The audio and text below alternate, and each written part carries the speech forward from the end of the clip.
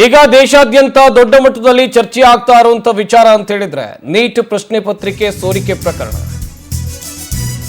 Neat ಪ್ರಶ್ನೆ ಪತ್ರಿಕೆ ಸೋರಿಕೆ ಪ್ರಕರಣಕ್ಕೆ ಸಂಬಂಧಿಸಿದಂತೆ ಪ್ರಾಧ್ಯಾಪಕಿ ಅರೆಸ್ಟ್ ಆಗಿದ್ದಾರೆ ಎನ್ನುವಂತ ಡೀಟೇಲ್ ಸಿಗ್ತಾ ಇದೆ. ಸಿಬಿಐ ಅಧಿಕಾರಿಗಳಿಂದ ಮತ್ತೋರ್ವ ಆರೋಪಿಯನ್ನ ಬಂಧಿಸಲಾಗಿದೆ. ಜೀವಶಾಸ್ತ್ರ ಪ್ರಾಧ್ಯಾಪಕಿ ಮನೀಷಾ ಮಂಧಾರೆ ಅರೆಸ್ಟ್ ಆಗಿರೋದು. ಪ್ರಶ್ನೆ ಪತ್ರಿಕೆ ಸಿದ್ಧಪಡಿಸುವ ತಂಡದಲ್ಲಿ ಈ ಪ್ರಾಧ್ಯಾಪಕಿ ಇದ್ರು. ಪುಣೆಯ ಕಾಲೇಜಿನಲ್ಲಿ ಜೀವಶಾಸ್ತ್ರ ಪ್ರಾಧ್ಯಾಪಕಿಯಾಗಿ ಮನೀಷಾ ಇದ್ರು.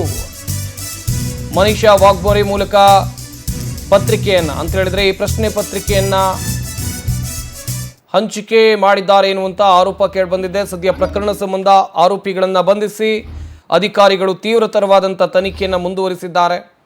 ದೇಶಾದ್ಯಂತ ದೊಡ್ಡ ಮಟ್ಟದ ಸಂಚಲನಕ್ಕೆ ಕಾರಣವಾಗಿರುವಂಥ ಪ್ರಕರಣ ನೀಟ್ ಪ್ರಶ್ನೆ ಪತ್ರಿಕೆ ಸೋರಿಕೆ.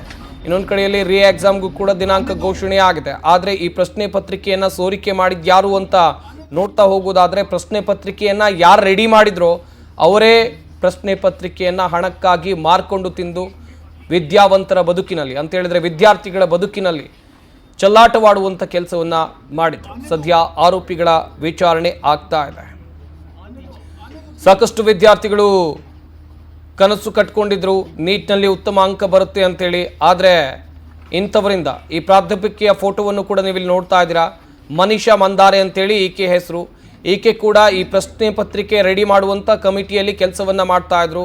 ಆದರೆ ಪ್ರಶ್ನೆ ಪತ್ರಿಕೆಯನ್ನು ರೆಡಿ ಮಾಡಿಕೊಂಡು ಏನು ಮಾಡಿದರು ಅಂತೇಳಿದರೆ ಅಲ್ಲಿಂದ ಆ ಪ್ರಶ್ನೆ ಪತ್ರಿಕೆಯನ್ನು ಸೋರಿಕೆ ಮಾಡುವಂಥ ಕೆಲಸವನ್ನು ಕೂಡ ಈ ಮನೀಷಾ ಮಂಧಾರೆ ಮಾಡಿದ್ದಾರೆ ಎನ್ನುವಂಥ ಗಂಭೀರ ಆರೋಪ ಇದೆ. ಈ ಸಂಬಂಧ ಅರೆಸ್ಟ್ ಕೂಡ ಆಗಿದ್ದಾರೆ.